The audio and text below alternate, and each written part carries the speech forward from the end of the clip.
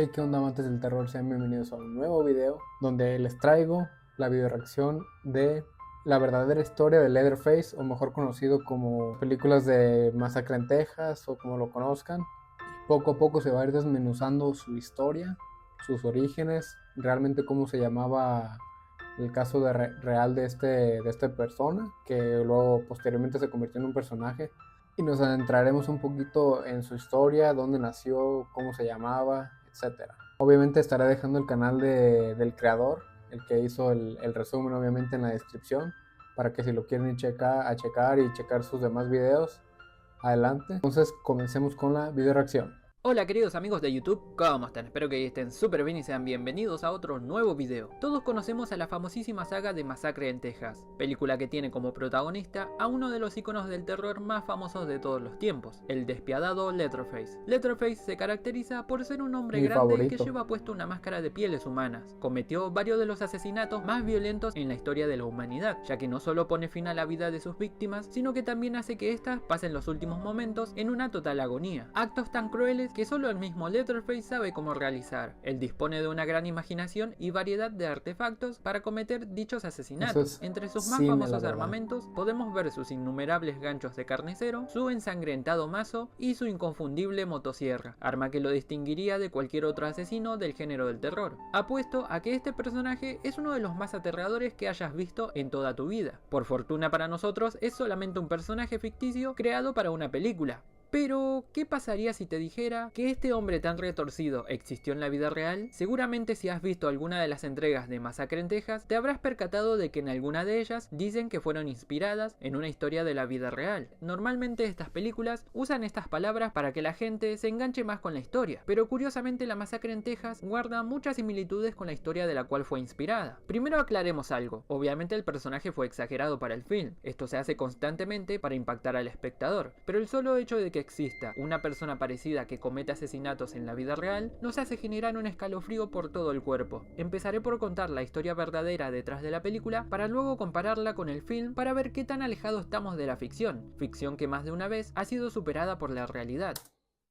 Que de hecho, bueno, como es el video, que está algo diferente la historia de la película a la vida real, que de hecho a veces la realidad supera la ficción, como dicen, realmente sí es verdad eso, pero bueno.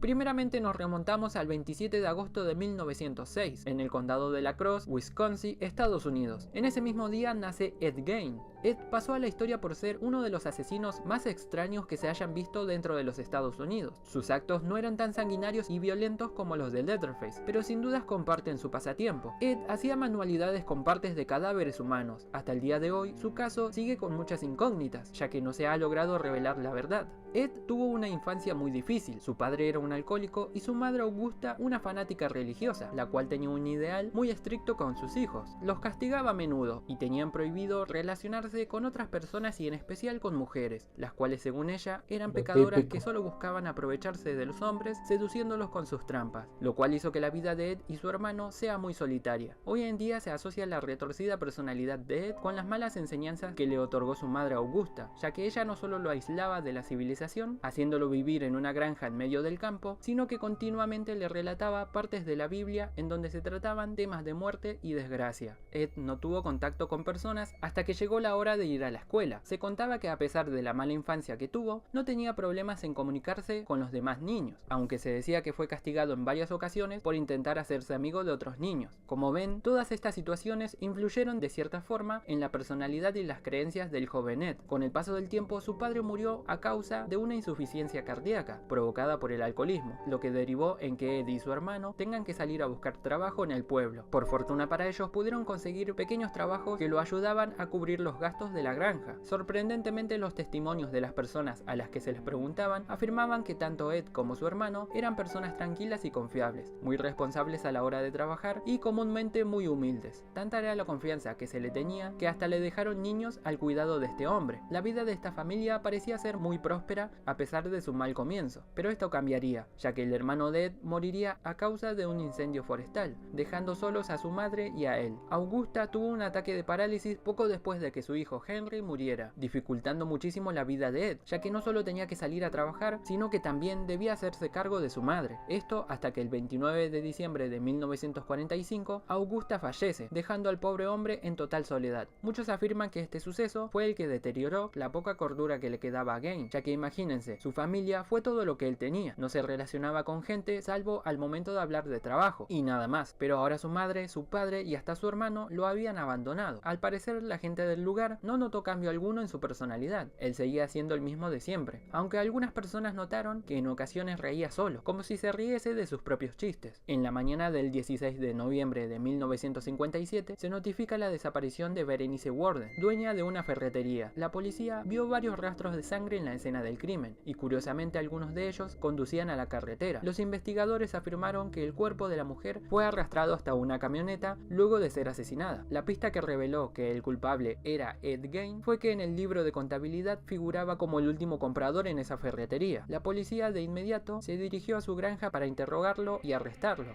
Lo que los oficiales encontraron una vez llegados a la residencia los marcaría de por vida. Primeramente, al ingresar a la casa notaron que todo el lugar está lleno de basura y desperdicios, cartón, latas vacías, excremento, herramientas oxidadas. Todo apuntaba a que el hombre no se preocupaba en lo absoluto en mantener en buenas condiciones su casa. En el lugar se encontraron también varias revistas pornográficas de terror y anatomía humana, además de muchas novelas relacionadas con los nazis. Si bien ese lugar desprendía un olor nauseabundo y era casi inhabitable, no se compararía con los siguientes hallazgos. En esa misma inspección, la policía se toparía con el extraño retorcido pasatiempo de Ed Gain. Por el lugar notaron rápidamente varias artesanías peculiares. En la cocina se encontraron con cráneos cortados por la mitad y usados como platos de sopa, mangos de cubiertos hechos con huesos humanos, prendas de vestir, la pantalla de la lámpara, las papeleras y hasta varias máscaras que colgaban de la pared estaban confeccionadas con pieles humanas. Estos eran algunos de los diseños que Ed fabricaba en su tiempo libre, pero la lista no termina ahí, ya que se encontraron otras artesanías hechas con las partes privadas de varias mujeres y hasta un cinturón decorado con pezones humanos. Hasta ese momento se desconocía totalmente a quienes pertenecían todos esos restos humanos, pero lo que sí se pudo reconocer fue la cabeza de Berenice, que se encontraba dentro de una bolsa y su corazón encima de una sartén. Al bajar al sótano encontraron lo que faltaba de su cuerpo. Según los testimonios, esto fue lo más impactante y que choqueó a varios oficiales. En ese oscuro lugar se encontraron el cuerpo de Berenice colgado del techo y dado vuelta. Este estaba sujeto por unos ganchos y con un enorme agujero en el abdomen, el cual era seguido por un corte que cubría todo su torso. Sin dudas una verdadera casa del terror. Al interrogar a Ed, el cual al momento de su arresto no opuso ninguna resistencia, admitió el asesinato de Berenice, como así también de una camarera de un bar cercano. Cuando le preguntaron por sus artesanías, él indicó que todos esos cuerpos pertenecían a un cementerio, al cual se adentraba de noche y robaba los cuerpos para crear su arte. Esto nunca se terminó de confirmar, ya que no se sabe si realmente eran cuerpos profanados o pertenecían a otras víctimas, por lo que al momento de su sentencia solamente fue culpado por dos asesinatos. Curiosamente, el único lugar de la casa que parecía normal era la habitación de su madre, la cual estaba cerrada con unas maderas. Ed explicó que su madre se comunicaba con él por las noches. Esto pasó durante todo un año y desde ese entonces desarrolló su fascinación por la anatomía humana. Si bien Ed fue condenado a prisión perpetua, fue transferido a un manicomio, en donde se destacó por muchos años por su buena conducta. Los médicos que lo analizaron dijeron que su personalidad era una de las más complejas que hayan visto. Si bien no parecía un hombre peligroso a simple vista, algunas de sus reacciones hicieron que no pueda volver a salir en libertad. Ed pasó toda su vida en ese hospital para enfermos mentales, hasta que el 26 de julio de 1984 murió a causa de una insuficiencia respiratoria, pero para ese entonces ya era un anciano. En la actualidad sus restos se pueden encontrar en el cementerio de Plainfield, al lado de los de su madre. Sin duda su historia es una de las más impactantes que se hayan escuchado, y guarda varias similitudes con la película de Masacre en Texas, aunque como había dicho en un principio, tanto el personaje de Leatherface como su historia están exageradas para que sea entretenida para el espectador. Pero veamos ahora cuántas similitudes hay entre ellos. Primeramente, Leatherface, al igual que Ed, tuvieron una infancia muy difícil, dominados y limitados por los integrantes de su familia. Ambos crecieron aislados de la civilización y crearon una dependencia hacia sus mayores. De cierta forma, ambas familias contaban con desórdenes psicológicos. Si bien la familia de Leatherface se podría decir que están completamente locos, no podemos decir lo mismo de la familia Gain. Leatherface es conocido por tener un pasatiempo bastante peculiar, ya que él usa la piel de sus víctimas como máscaras para ocultar su rostro. con Ed comparten la misma pasión, pero a este último no se le ha visto usar dichas máscaras. Él más que nada parecía crearlas como forma de decoración. En la primera película de Masacre en Texas podremos encontrar varias artesanías hechas con restos humanos, al igual que las que encontraron en el interior de la casa. La familia de Masacre en Texas es reconocida por cometer canibalismo, y si bien a Ed se le pudieron encontrar varios restos humanos en sartenes y ollas, él nunca admitió haberse comido ninguna de ellas. Tanto Ed como Leatherface cometieron asesinatos, la diferencia que Leatherface es más sanguinario y ha cometido muchos más actos atroces. A Ed solo se le han reconocido solamente 2 crímenes mayores, y ambos realizados con un disparo de escopeta, a diferencia de su contraparte ficticia que utiliza una motosierra. Donde sí comparten un poco más de similitud es en el momento de colgar a sus víctimas con unos ganchos y dedicarse a extraer partes del cuerpo con suma naturalidad. Sin dudas la historia de la masacre en Texas es muy aterradora, pero saber que tuvo su versión en la vida real nos hace desconfiar bastante de la gente, ya que un simple pueblerino educado y confiable puede esconder un oscuro secreto. Si bien a Ed nunca se lo reconoció por usar una motosierra para despedazar a sus víctimas, de seguro algún día habrás escuchado alguna noticia de algún loco que atacó con una motosierra, así que no te sorprenda que uno de estos días encontremos a un asesino semejante o hasta peor que Leatherface. Y bueno amigos, hasta acá llegamos con el video de hoy. Esa fue la historia de...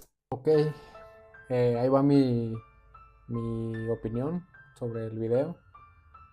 Se me hizo muy interesante, nunca había visto la historia completa, sí había visto fragmentos, pero todo lo que mencionaron, la verdad, todo es cierto. Como por ejemplo lo que dijeron que le dieron cadena perpetua y todo eso y lo mandaron al psiquiátrico porque en esas épocas no existía el conocimiento que existe hoy en día sobre ese tipo de conductas en seres humanos y los trastornos. Bueno, lo digo esto porque pues yo conozco sobre esos temas. Por ejemplo, todo lo que él ocasionó, lo que a las personas que asesinó, fue pues, obviamente todos los traumas que tuvo de niño, que fue su padre que era alcohólico y golpeaba a su madre, la muerte de su madre, que eso yo pienso que lo que le pegó más, al igual que lo de su hermano, que obviamente eso no tiene justificación del haber matado a más personas, pero sí es un detonante para haberlo hecho. Y como lo menciona aquí en el video de que pues, parecía una persona tranquila, que no le hacía daño a nadie, justamente los psicópatas actúan de esa manera, que parece que no le hacen nada, fingen ser buenas personas y ocultan a veces secretos bastante fuertes, entonces no hay que confiar nunca de nadie. Pues bueno, hasta aquí la video reacción del día de hoy, espero les haya gustado. Ya saben, les recuerdo que el video completo del creador se lo dejaré en la descripción. Sin nada más que decir, suscríbanse, denle like, que eso me ayudaré bastante para crecer este canal, que la neta tengo muchas ganas de crecerlo. Entonces, sin nada más que decir, adiós.